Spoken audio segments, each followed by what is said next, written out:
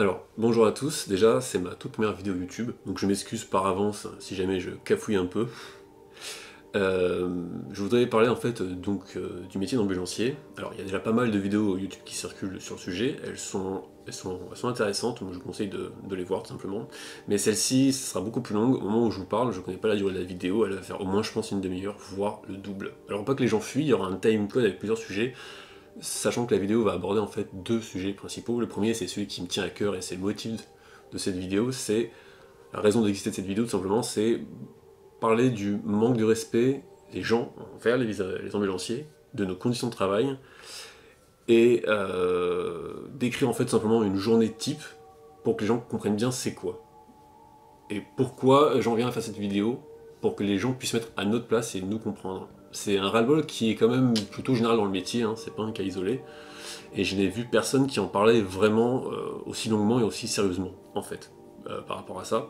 La deuxième partie, ça sera sur la rémunération, alors parce que je sais que ça intéresse beaucoup de gens, donc les gens qui souhaitent devenir ambulanciers seront intéressés surtout peut-être par la deuxième partie de la vidéo, mais aussi par la première, comme ça au moins, ils pourront au moins déjà savoir un peu plus à l'avance ce qui va devenir de leur métier plus tard en fait, s'ils le choisissent. Donc cette vidéo pour moi en fait, elle est surtout pour tous les gens qui gravitent autour des ambulanciers, au moins une fois dans leur vie, donc ça peut être du personnel médical, du personnel, donc même non soignant, tous les gens qui travaillent dans l'administratif, les secrétaires d'admission des hôpitaux, ça va aussi concerner les automobilistes qu'on croise tout le temps, ça va aussi concerner les accompagnants de patients, les gens qui nous croisent dans la rue, dans les logements quand on va chercher des gens dans leur résidence.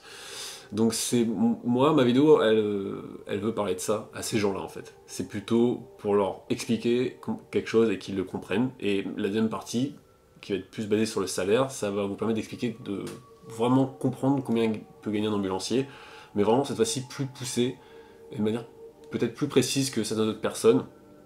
Voilà. Ensuite, un autre élément à prendre en compte dans cette vidéo avant de la commencer, c'est que les problèmes dont je vais vous parler sont majeurs, c'est-à-dire que beaucoup d'ambulanciers ont tous ces problèmes ou une partie.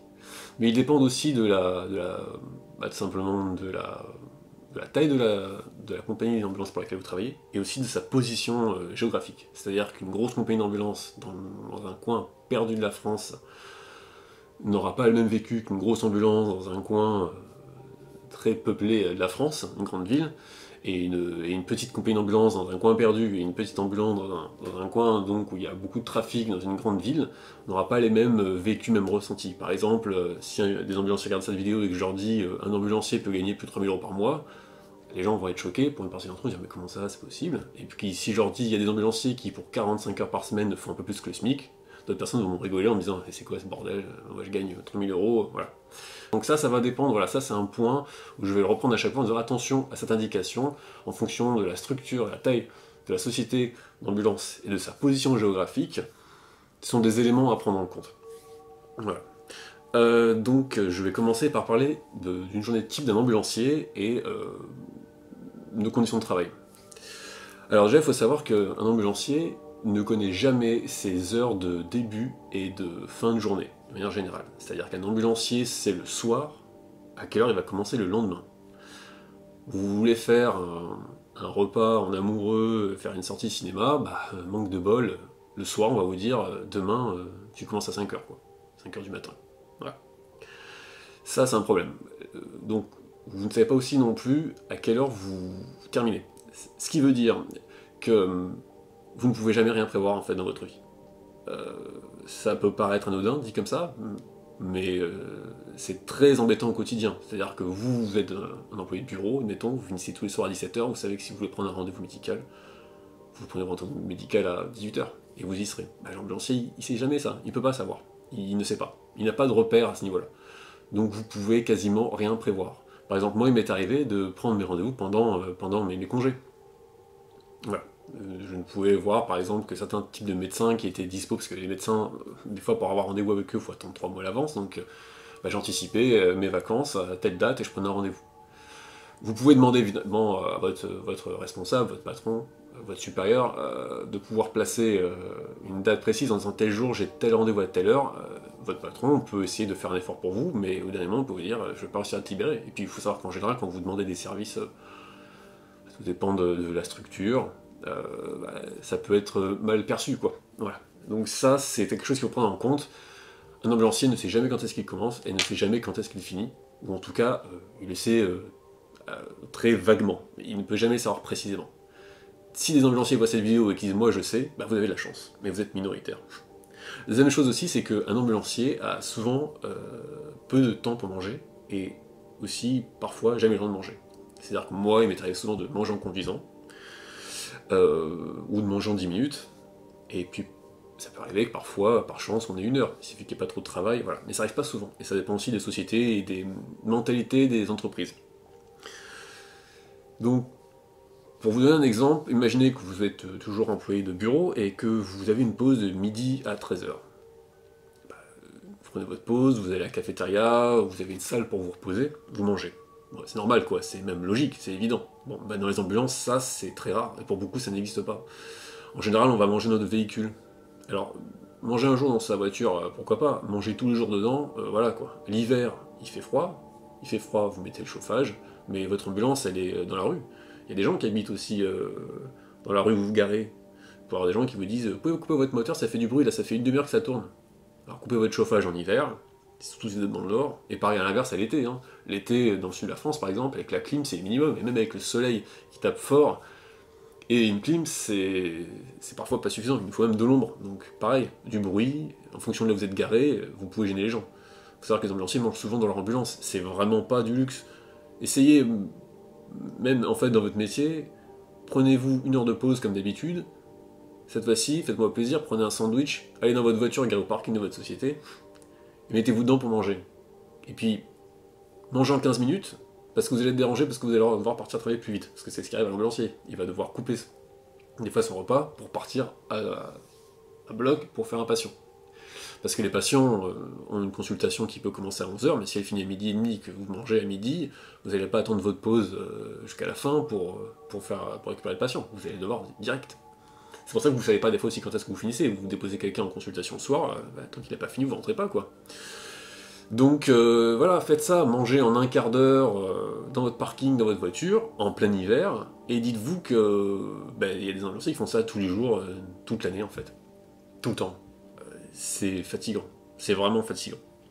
Ensuite, il y a une autre chose aussi, c'est que votre métier, c'est de transporter des patients, des malades. Et les gens qui prennent l'ambulance, pas pour la majorité, mais une bonne partie, c'est des gens qui peuvent bénéficier gratuitement du transport en ambulance.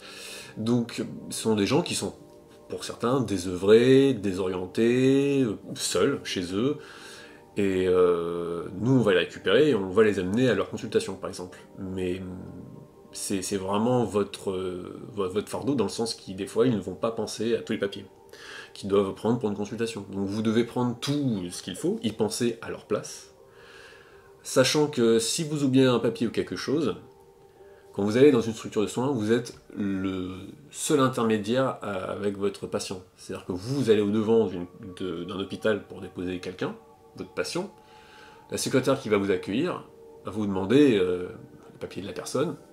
Il suffit que la personne ait oublié quelque chose parce que vous n'avez pas pensé à la place de la personne. En même temps, c'est aussi aux gens de penser à prendre leurs affaires. Vous êtes en première ligne. C'est-à-dire que la personne qui va vous pourrir, j'ai dit le mot pourrir, ça va être la secrétaire administrative qui va vous dire « Ah, pas ces papiers, là, non, voilà. » Donc en fait, l'ambulancier, il est, comme on pourrait dire, il est en première ligne. Il est en première ligne surtout, en fait, par rapport à son patient. Donc il va accumuler une dose de stress, ou du fait de ne rien oublier dans tout son transport, sachant qu'il a sa régulation, la personne qui le gère, qui lui donne son planning et ses courses au fur et à mesure de la journée, tu vas chercher un tel, tu vas chercher un tel, puis après tu fais ça, tu lui mets la pression en lui disant dépêche-toi, fais ça, mais t'as cette personne-là derrière, il faut aller plus vite. Donc ça aussi, ça à prendre en compte. Ensuite, surtout pendant le trajet, là aussi c'est un élément important. C'est-à-dire que vous croisez beaucoup d'automobilistes, et c'est une personne sur la route, en fonction, donc là par contre, pareil, de la géographie. Vous êtes dans une grande ville, dans une petite ville, plutôt dans le nord de la France, plutôt dans le sud de la France, ça va aussi régir le comportement des gens sur la route. Et dans certaines régions, les gens sont très agressifs, et ne comprennent pas en fait que vous conduisez une ambulance, et ils vous colloquent, mais vraiment. et limite vous double et vous insulte, parce que vous pouvez à un moment donné rouler trop lentement. Donc ça aussi, ça à prendre en compte. Quand vous arrivez dans un rond-point, que vous commencez déjà à être engagé, que vous allez devoir prendre un rond-point tout doux parce que vous avez un patient sur le brancard, les gens vont accélérer pendant le rond-point. Ça c'est un classique, hein, beaucoup de gens le font, vous le faites tous, enfin moi je le vois. Vous accélérez pour dire ah je passe le premier, parce que on est con quoi. Enfin j'ai été moi comme ça un petit peu avant d'être ambulancier, après je me suis calmé. Le problème c'est quand vous faites ça, vous faites ralentir une ambulance. Bah en fait la personne qui est dans le véhicule, votre malade, si vous pilez, vous comprenez que votre patient le ressent. Si vous collez au cul d'une ambulance, le patient lui voit la voiture qui colle, parce qu'il est allongé dans ce sens-là, il voit la route. Il voit que les gens le collent. Le patient, des fois, peut se dire oh, mais c'est stressant, on est en train de me coller là. Ça peut être tout bête, vous ne voyez pas parce que les vitres sont teintées quand vous collez une ambulance. Mais nous, on vous voit et on voit votre comportement à faire roule plus vite, voilà. Nous, on s'est déjà fait insulter par des gens qui nous disaient mais roule plus vite quoi, roule plus vite, sale enculé. Voilà. Des choses comme ça peut arriver tous les jours.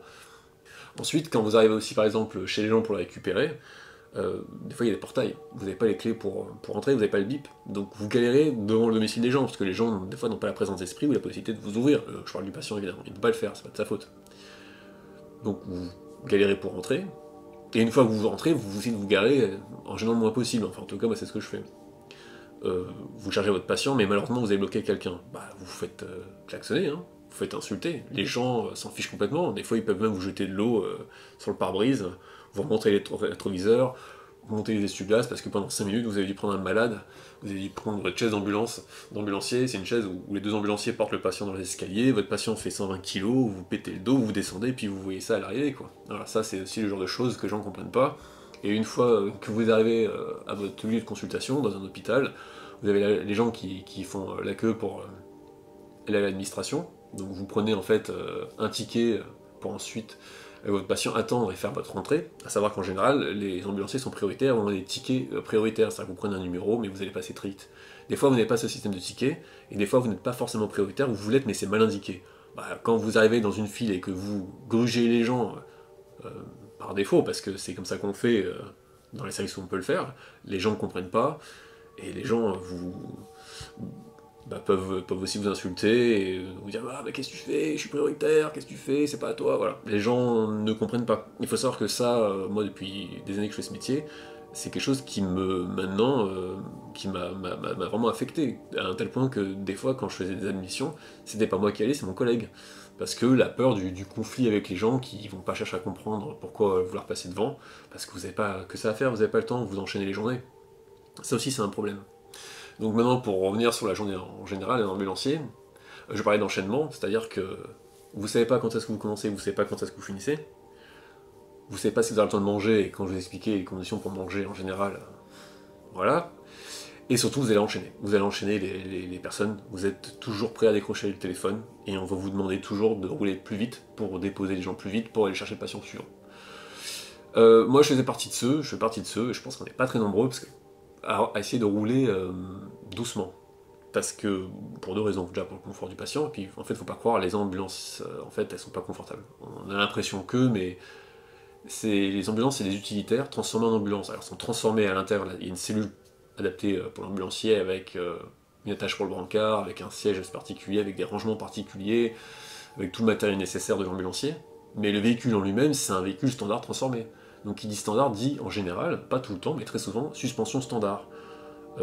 Voilà, des véhicules qui servent à transporter du ciment, quoi, par exemple. Quoi. Bon, bah là, vous mettez un patient. Donc les suspensions sont plutôt dures, et comme votre véhicule tourne énormément, c'est-à-dire que nous, quand vous avez peut-être à vendre une voiture neuve et la revendre au bout de 5 ans, nous, l'ambulance, au bout de 6 mois, elle a votre ancienneté de votre véhicule de 5 ans, quoi.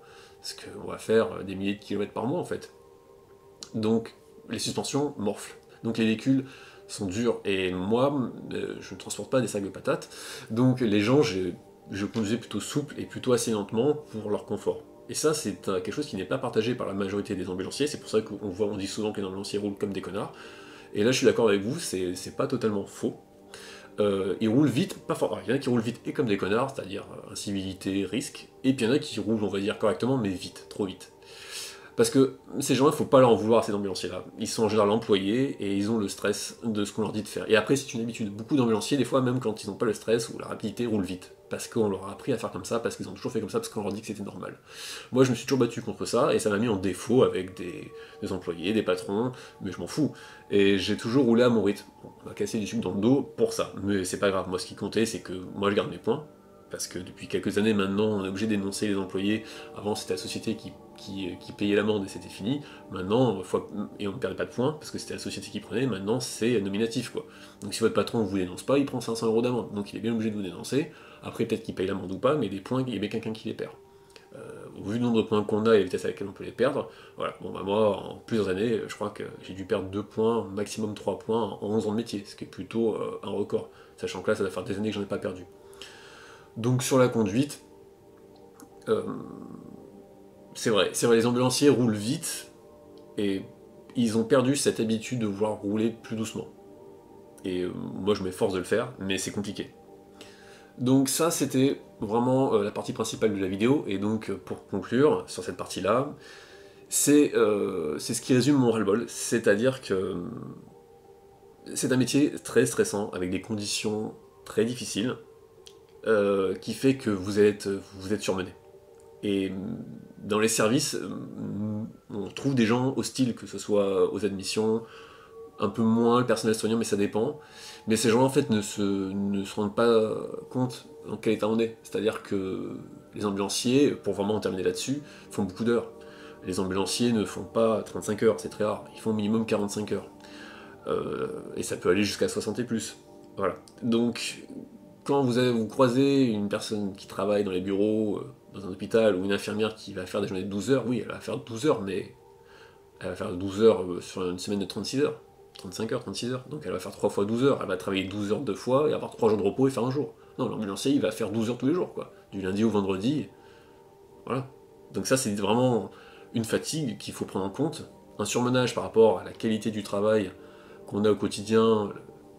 On sait jamais quand est-ce qu'on commence, quand on finit, on n'a pas le temps de manger, ou on mange dans des mauvaises conditions, on est toujours surmené, et on fait beaucoup d'heures, et vous ne pouvez pas faire peu d'heures dans les ambulances. Vous ne pouvez pas dire, ah, non, non, la loi, on ne peut pas faire 60 heures par semaine tout le temps. Oui, si, il y a des ambulanciers, ils font 60 heures par semaine tout le temps, et c'est illégal, mais ils le font. Dans l'ambulance, peu de choses sont respectées à ce niveau-là. Donc même un ambulancier qui ne fait que 45 heures par semaine, c'est déjà beaucoup. Et quand on croise du personnel qui bosse aux 35 heures, et qu'on les voit désagréables avec certaines personnes, même avec des patients ou des admissions, on comprend pas, parce que l'ambulancier encaisse beaucoup vis-à-vis de ses patients. Un patient, des fois, c'est difficile à suivre, c'est difficile à gérer, et des fois, les patients, parce qu'ils perdent un peu la tête, sont irrespectueux envers vous. Donc vous prenez ça déjà tout le long du transport, à l'aller-retour, et en plus, quand vous arrivez dans une structure, vous vous faites mal parler par des gens qui n'ont pas la patience, parce qu'ils en ont marre aussi. Oui, ils en ont marre, mais ils font 35 heures, en fait. Dans les hôpitaux, le vendredi après-midi, il n'y a plus personne, quoi. Parce qu'ils sont tous en RTT, l'ambulancier il est là jusqu'à 20 heures, quoi. Et ça, c'est vraiment quelque chose qu'il faut comprendre. Les gens sont usés. J'ai un ami il n'y a pas longtemps qui m'a dit qu'à un moment donné, qu'il faisait beaucoup d'heures de travail en ce moment, c'était un peu fatigant. Et il faisait 40 heures, voire 45 heures, sur une semaine ou deux. J'ai rigolé parce que, bon, oui, je peux comprendre quand on n'est pas habitué, mais moi j'ai commencé il y a 11 ans, c'était le minimum que je faisais, quoi, comme heure. Donc voilà, les gens, faut qu'ils comprennent ça. On est des gens, c'est un métier où les gens font beaucoup d'heures et n'ont pas le choix en fait. C'est comme ça. Et quand vous faites des journées, des fois de 12 heures, c'est pas pour autant que le lendemain vous allez avoir un repos. Vous n'aurez pas votre repos le lendemain. Parce que, effectivement, normalement, quand on fait beaucoup d'heures, on est censé avoir des repos derrière, ce qu'on appelle les repos compensateurs. Mais c'est pas forcément respecté. Il y a des boîtes qui le font, mais il y a des boîtes qui le font pas. Donc vous allez travailler du lundi au vendredi entre 10 et 12 heures par jour, euh, toute année, quoi. Et commencer un jour sur deux, peut-être à 5 heures du matin. Donc vous levez à 4 heures. Pour commencer à 4 heures, il faut quand même se coucher tôt.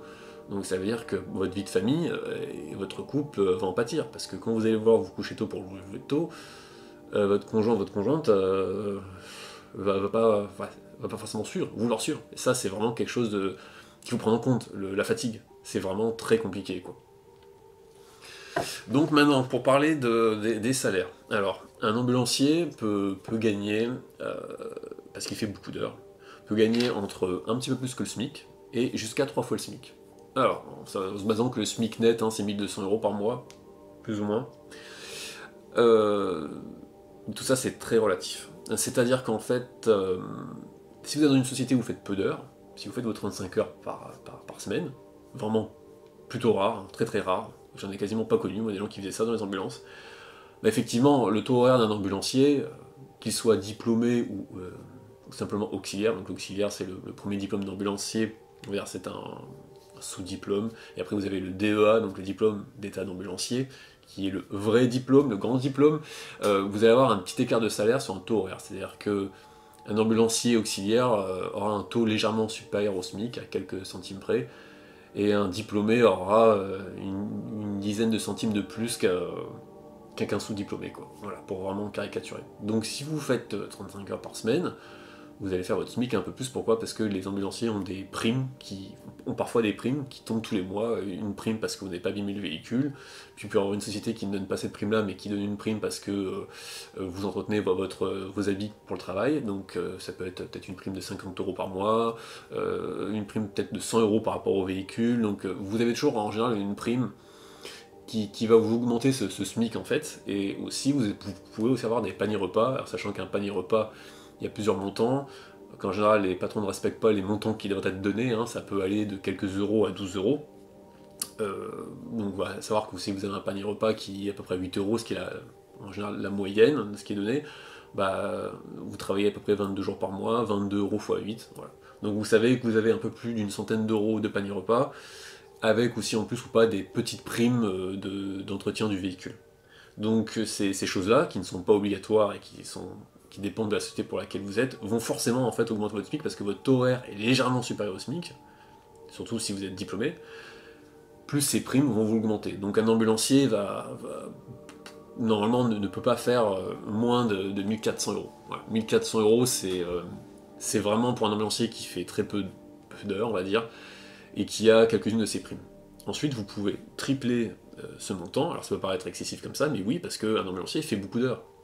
Donc les heures sup, c'est majoré 25% et 50%. Quand vous savez que quelqu'un de normal, entre guillemets, fait 151 heures par mois pour 35 heures, un ambulancier, il fait pas 151 heures par mois, il en fait minimum 175, voire 200, voire certains 210, 220 heures. Donc ça fait beaucoup d'heures à 25 et énormément d'heures à 50%.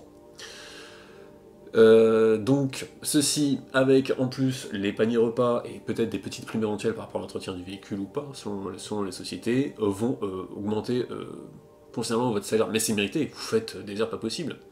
À savoir aussi, donc pour ceux qui tapent dans les plus gros salaires, les 3000 euros par contre, parce que ça c'est... Non, vous faites 200 heures, non, vous faites pas 3000 euros. Hein.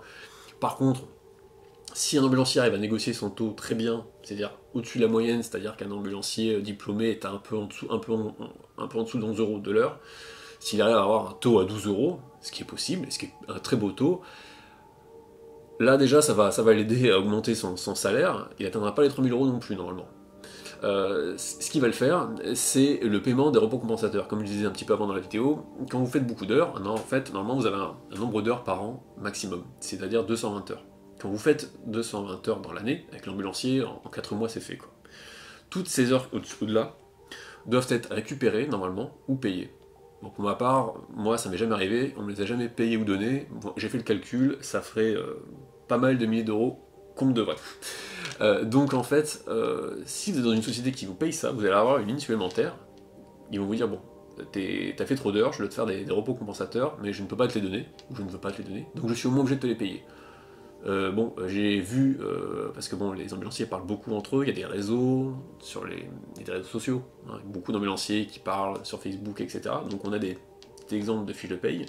Moi j'ai pu voir une fois une ligne de paye avec marqué repos compensateur payé, plus 600 ou 700 euros brut. Bon, c'est du brut, hein, vous retirez à peu près 20%, ça vous fait plus 400 euros. Donc oui, un ambulancier qui va faire un peu plus de 2000 euros, parce qu'il a fait beaucoup d'heures, qui a en plus ses repos compensateurs payés et qui a un taux, on va dire, supérieur à la moyenne, peut faire 3 fois le SMIC, ou presque. Donc ça, ouais, ça c'est une réalité. Par contre, vous avez plus de vie, quoi, et vous le tiendrez pas forcément longtemps, quoi. Donc maintenant, pour terminer, pour dire en fait, pour conseiller les gens qui voudraient peut-être faire ce métier, pour qu'ils puissent voir dans quelle direction ce métier va les entraîner, moi ce que je conseille c'est de faire ce métier, mais pas forcément longtemps. Déjà de le faire jeune, d'être en bonne condition physique. Bon, moi j'ai un corps de lâche, mais ça m'a pas empêché de faire mon métier, bien que c'est quand même plus difficile. Mais si vous êtes en forme, vous êtes assez jeune, moi je conseille aux gens de faire ce métier pendant pendant 5 ans, pas plus, et de le faire avant 30 ans, quoi. Voilà, ça c'est vraiment le conseil que je pourrais donner aux gens. C'est sur le long terme, c'est usant. Les conditions de travail ne sont pas très bonnes. Il y a des gens, il y a des exceptions, il y a des gens qui ont des très bonnes conditions, et tant mieux qu'ils restent dans ces sociétés, qui pourront peut-être être surpris de ce que je pourrais dire, parce que chaque compagnie est différente. Il faut savoir que dans le métier d'ambulancier, c'est pas comme, par exemple, dans la grande distribution. Alors je prends l'exemple de la grande distribution parce que c'est dans les métiers dans lesquels je travaillais avant. Par exemple, vous travaillez dans une grande enseigne, vous faites forcément 35 heures, vous avez forcément un temps de pause pour manger, vous commencez toujours à la même heure, vous finissez à la même heure, et vous travaillez dans des conditions de travail qui sont normalement acceptables. Si vous travaillez pour un autre magasin dans une autre région, pour la même enseigne, vous allez retrouver grosso modo les mêmes conditions. Bon, bah dans les ambulances, c'est pas du tout ça. Bon, bah, déjà parce que vous savez jamais quand est-ce que vous finissez et commencez, mais vous pouvez tomber sur une boîte qui va essayer d'avoir un planning plus carré. Et d'autres, pas du tout. Vous pouvez aller dans une société où vous faites pas beaucoup d'heures tout le temps et vous êtes content parce que vous vous reposez, mais en même temps, si vous voulez faire plus d'heures, vous n'êtes pas content. Mais vous pouvez tomber sur d'autres sociétés où là, à l'inverse, bah, vous allez devoir faire plein d'heures que vous voyez ou non, en fait. Vous n'avez pas le choix, en fait. Donc, il y a plein de gens qui aimeraient faire des heures supplémentaires, par exemple, dans la distribution. Ils ne peuvent pas. On ne peut pas, en général. On ne peut pas faire ça. C'est 35 heures, la pointeuse, et c'est fini. On dépasse pas ces heures, quoi.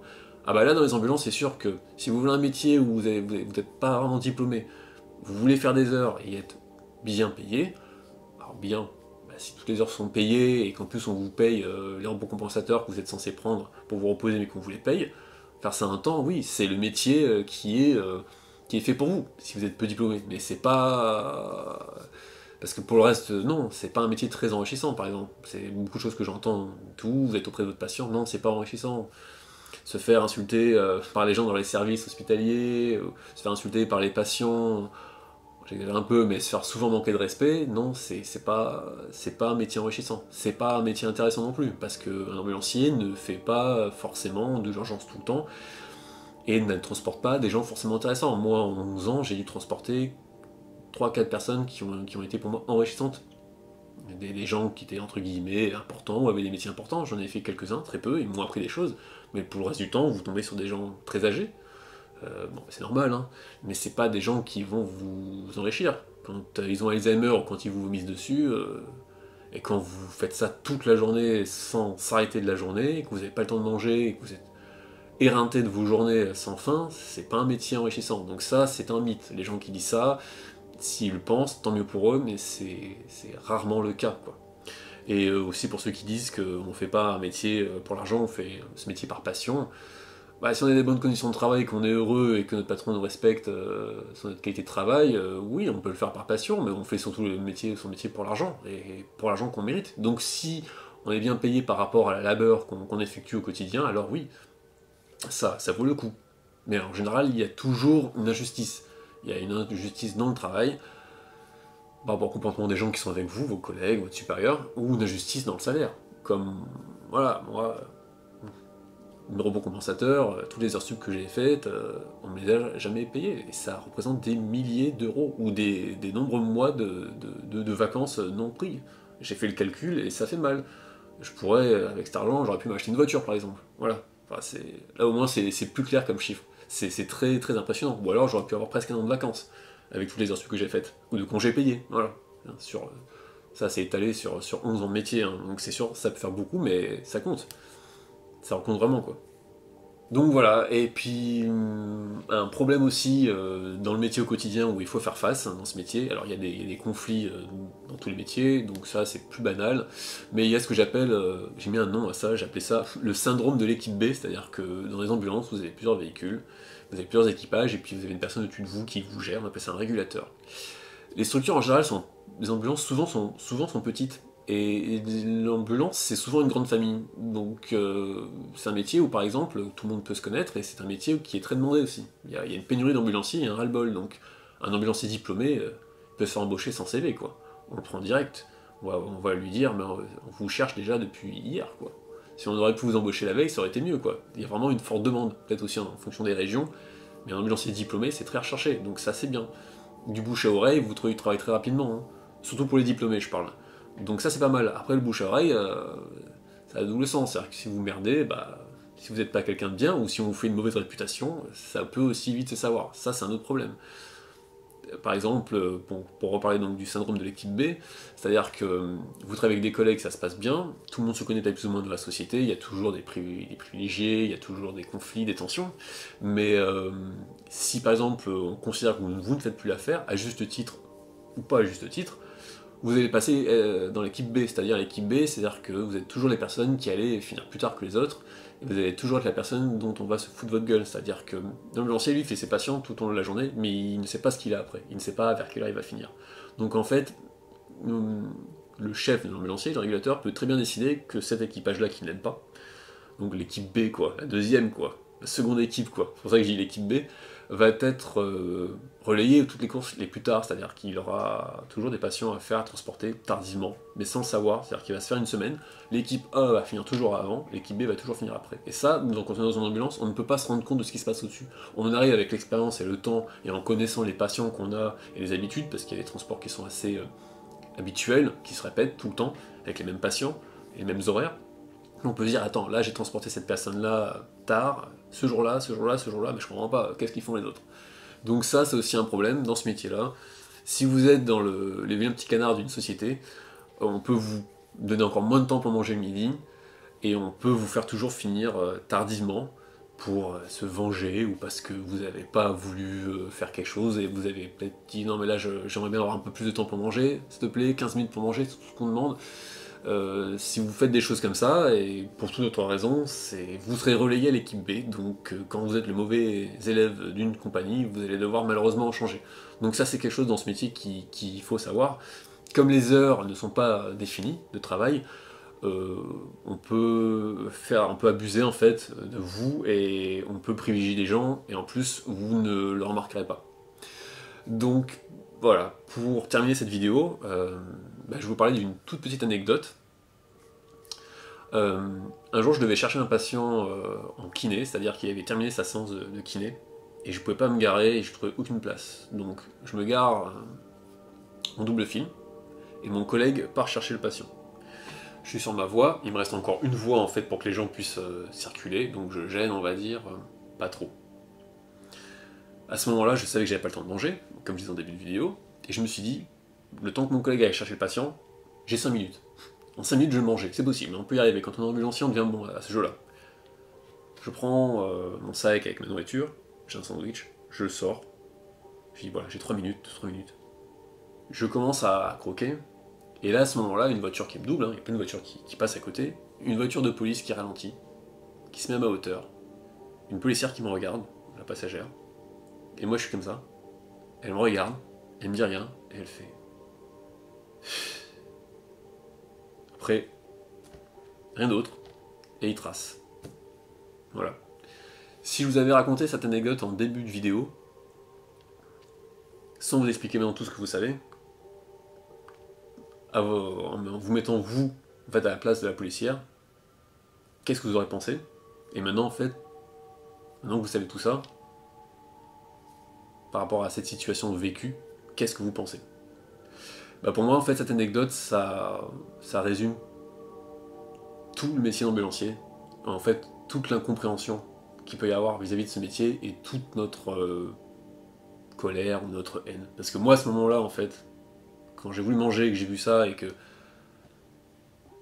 j'étais dégoûté, quoi. J'étais dégoûté de ce qu'a pu penser la personne. On peut comprendre qu'elle s'est dit, mais qu'est-ce qu'il fait là, ce con voilà, parce que les gens ne savent pas. Maintenant, avec cette vidéo, j'espère que les gens, en fait, sauront et comprendront, et seront un peu plus indulgents, respectueux envers les ambulanciers, parce qu'il y a vraiment un manque de respect. Les gens sont vraiment... J'en ai vu tout le temps dans mon travail. Du personnel soignant,